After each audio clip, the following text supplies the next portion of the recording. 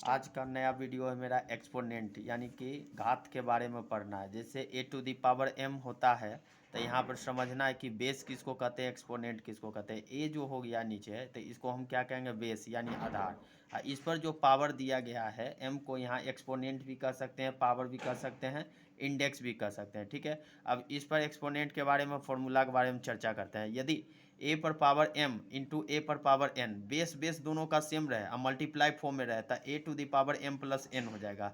ए पर power M divide ए पर power N, यहाँ डिवाइड दिया गया और बेस दोनों सेम है तो a to the power m minus n हो जाएगा। A to the power m, इस पर भी पावर एन रह गया तो होगा is equal to a to the power m into n, यानी कि पावर को पावर से मल्टीप्लाई कर दिया जाता है। ठीक है, ए पर पावर एम इंटू बी पर पावर एम, बेस दोनों डिफरेंट है लेकिन पावर सेम है, इसलिए नीचे वाला जो बेस है मल्टीप्लाई हो जाएगा ए इंटू बी पर पावर क्या हो जाएगा, एम हो जाएगा। ए पर पावर माइनस एम है तो क्या होगा, माइनस रहने पर उल्टा हो जाता है, वन रिवर्स हो जाता है, one by a to the power n हो जाता है, प्लस में चला जाएगा।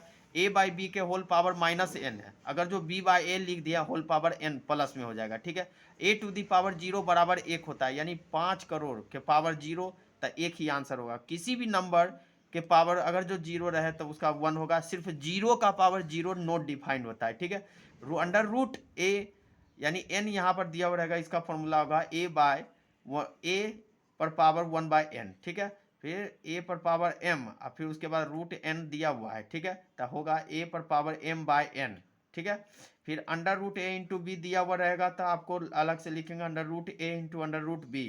ठीक, फिर डिवाइड में फॉर्म में रहेगा a by b under root में, under root a by under root b. Question number 12 है, यहाँ पर ए बाई बी के पावर एम रहा तो दोनों के लिए ये पावर हुआ, ए पर पावर एम और बी पर पावर एम होगा। Thank you for watching my video.